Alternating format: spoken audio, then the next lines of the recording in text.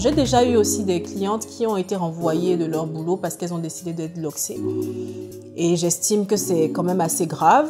J'ai également eu des enfants qui ont été renvoyés de leur école parce que leur maman a décidé de les garder loxés. Et c'est quand même désespérant d'imaginer qu'on veuille porter notre africanité et que ce soit un problème pour notre entourage alors qu'on est en Afrique. Donc si on doit faire cette lutte chez nous et aller le faire encore en Europe, ça fait quand même beaucoup pour les Africains. Hi, c'est Alma, Tatiana depuis Cotonou, directrice des instituts Ethnicia et des écoles Beauty Academy Concept. Alors depuis 5 ans, Ethnicia a grandi un peu plus. Nous avons déménagé, donc nous avons un institut plus grand. Nous avons créé les écoles Beauty Academy Concept pour former des jeunes femmes désireuses de se lancer dans les métiers de la beauté. Ce qui m'a poussée à ouvrir un centre de formation, déjà de 1, c'est parce que nous avions des problèmes à trouver de la main-d'œuvre de qualité lorsque nous désirons recruter pour nos instituts. De 2, c'est parce qu'on avait besoin d'assainir le marché pour que des professionnels aguerris soient capables d'offrir un service sur le marché du secteur de la beauté. Et ce dont je suis fière aujourd'hui, c'est qu'il y a 9 ans, quand Ethnicia ouvrait, je peinais à avoir des profils de coiffeurs avec un niveau ne serait-ce que CP2 pour être capable de lire et d'écrire et de converser avec les clients. Et cette année, à notre grande surprise, nous avons quand même eu une vingtaine d'étudiants, à peu près un ratio de, je vais dire 15, qui a un niveau Bac plus 2, Bac plus 3, voire Bac plus 4. Et donc, je me dis, bon, si ça commence à intéresser ce genre de profil, c'est que nous avons quand même commencé à gagner la bataille. Moi, je ne suis pas vraiment satisfaite, j'avoue, parce qu'il y a toujours ce complexe qui existe. Il y a toujours cette méconnaissance du cheveu crépus, parce qu'on a déjà eu une vague où c'était... on devenait crépus parce que les copines étaient crépues, on devenait crépus parce que c'était la mode, c'était la tendance. Et beaucoup se sont fatigués et sont passés au défrisage pour certaines. Et aujourd'hui, il y a la mode des locks, justement, et tout le monde est en train de se loxer. Et je sais également que ça va s'étioler. Nous avons quelques nappies qui sont restées crépus, mais elles sont tressées toute l'année. Donc, elles défont leur coiffure, elles refont d'autres tresses parce qu'elles n'arrivent pas forcément à manipuler leurs cheveux ou à les porter correctement. Nous avons aussi le poids de la société, des conjoints, qui trouvent que ça ne fait pas propre d'avoir des cheveux crépus. Et j'estime quand même que c'est notre identité et ça demeure un choix. Et les instituts Ethnicia en sont même arrivés à un point où aujourd'hui nous défrisons certains de nos clients qui sont décidés à se défriser, tout simplement parce que lorsque nous les laissons partir, elles vont dans des instituts où les cheveux sont abîmés à la fin. Donc nous apportons le conseil et nous accompagnons en espérant que tout doucement elles vont revenir sur leurs décisions et revenir crépus si le besoin y a.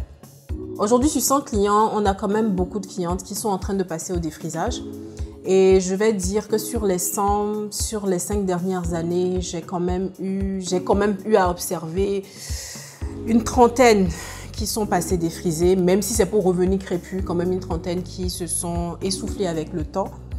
Parce que la société ne l'acceptait pas, parce que c'est compliqué à porter sous les perruques à leur avis, parce que le fiancé ou le mari trouve que c'est trop encombrant, que c'est pas assez apprêté. Donc voilà, mais heureusement encore il y en a qui comprennent et sont en manque de leur volume, de leur tignasse et redeviennent crépus. Mais bon, après, ça demeure une décision personnelle et nous, en tant que professionnels, nous sommes là pour accompagner quelle que soit la décision et pour conseiller. Alors, je suis souvent impuissante face à une femme qui dit « je n'aime pas mes cheveux, je ne les aime pas, je n'ai pas la bonne texture, j'ai pas les bons cheveux ». Mais j'estime que, on ne peut pas dire « j'ai pas le bon bras, j'ai pas les bons pieds ». On est avec notre chevelure, il faut qu'on l'accepte. Il faut qu'on puisse trouver ce qui valorise cette texture-là parce que quelle que soit la texture, on peut en faire quelque chose.